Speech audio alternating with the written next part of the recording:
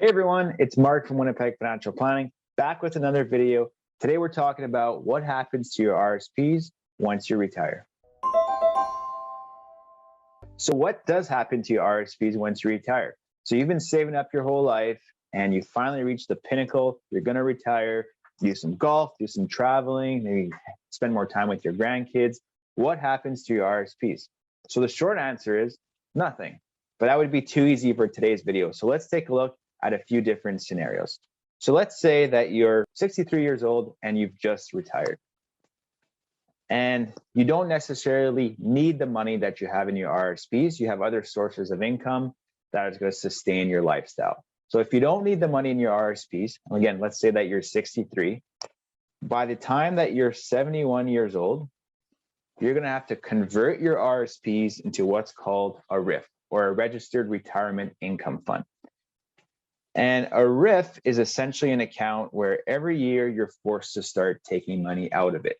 And that has to happen by the time you turn 72. So again, just a quick summary, you're 63 years old today. By 71, the year you turn 71, you have to convert your RRSP into a RRIF. And then the following year, when you're 72, you're forced to start making withdrawals.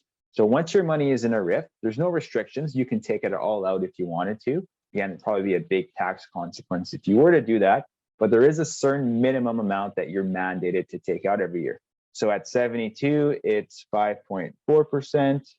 At 73, it's 5.53. Eventually at age 90, it's 11.92%. So every year that percentage number goes up and you're forced to start taking more and more money out of it.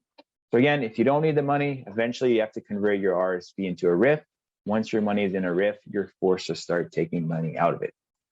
Now, let's say you're 63 and you do need money out of your RRSPs. Let's just say you need $30,000. So at 63, you can simply just pull $30,000 from your RRSPs. 64, same thing. But now once you're 65, this is where it may make sense to convert a portion of your RRSP into a RRIF. Now you might say, Mark, why would I want to do that? Then I'm forced to start taking money out every year. Well, you don't have to convert the whole thing, but let's say you're planning on taking out $30,000 a year anyways. You can just move $30,000 from your RRSP into your RRIF. Again, once it's in a RRIF, there's no maximum amount there's no rules on that. So you could take out that full $30,000.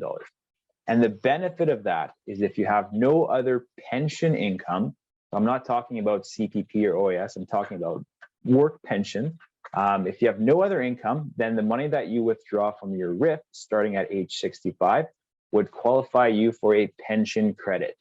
And between you and your spouse, if neither of you have a pension, you could save between $500 to $1,000 on your taxes every year. So again, under the age of 65, you can just pull money directly from your RRSP. At the age of 65, it may make sense to transfer a portion of your RRSPs into a RRIF so that you can take advantage of the pension credit. So that's something that you want to discuss with your financial advisor or your accountant. So to summarize, if you don't need the money, you can leave it in your RRSP until you turn 71. At that point, you have to convert it to a RRIF and start making withdrawals by the time you turn 72. If you do need the money before the age of 65, you can just pull it directly from your RRSP. After the age of 65, it might make sense to convert a portion of your RRSPs into a RRIF. Again, the benefit of that is if you have no other pension income, you can take advantage of the pension credits. So between you and your spouse, you might save between $500 and $1,000 on your taxes. Now, I know in that first scenario, if you don't need the money, you can wait till you're 71 to convert to a RRIF. But it might make sense to start pulling money out of your RRSPs sooner rather than later because of the tax bomb that it can create. So very important to know that. If you don't pull money out, you might be looking at a 50% tax bill down the road, which you want to avoid. So I definitely encourage you to check out our RRSP tax bomb video, which I've included a link below. And that just goes over that strategy and why it does make sense to pull out money in certain instances. So thanks again for watching the video. If you have any other questions on RRSPs, feel free to let us know. Until next time, take care.